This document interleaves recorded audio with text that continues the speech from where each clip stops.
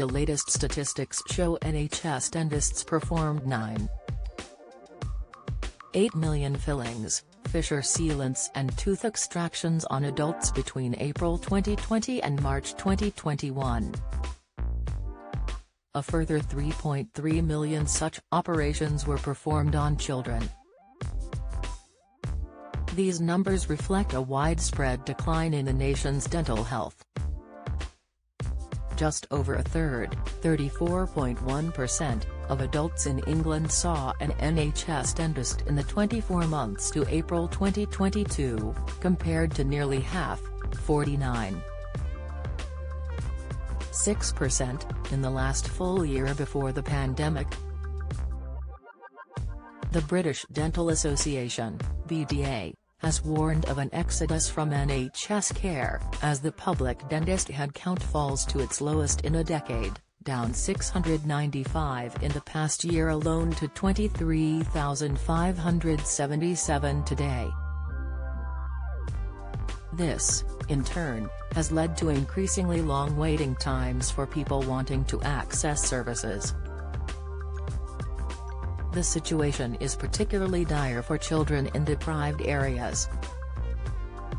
Compared to the population, there were 219 fillings, fissure sealants and extractions performed for every 1,000 adults in the country, and 284 for every 1,000 children. These procedures are typically used when people have tooth decay to the point that dentists need to intervene, either by filling in holes, reapplying protective sealants, or removing the tooth altogether. There is, however, a stark regional divide in England when it comes to rotten teeth. All of the areas with the highest rates of these procedures were found to be up north, and those with the lowest rates down south. See how your county fares using the postcode search interactive widget below. This interactive requires JavaScript to work. Interactive research by the Liberal Democrats showed that children in some parts of the country are waiting up to 18 months on average for dental procedures under general anesthetic. These mainly include tooth extractions, leaving some children in agony for years. Daisy Cooper, the Lib Dem health spokesperson, said the heartbreaking figures show a stark postcode lottery when it comes to dental care. The government's latest National Dental Epidemiology Program, NDEP, survey found 23.7% of 5-year-olds experienced tooth decay during the 2021 to 2022 school year, marginally up from 23.4% the previous year. This rate, however, also varied widely, with children displaying dental decay almost 3 times more frequently in the most deprived areas of the country, 35.1%, relative to the most affluent, 13.5%. Almost 2 in 5, 38.7%, of children aged 5 in the Northwest exhibited the problem, the most of any English region.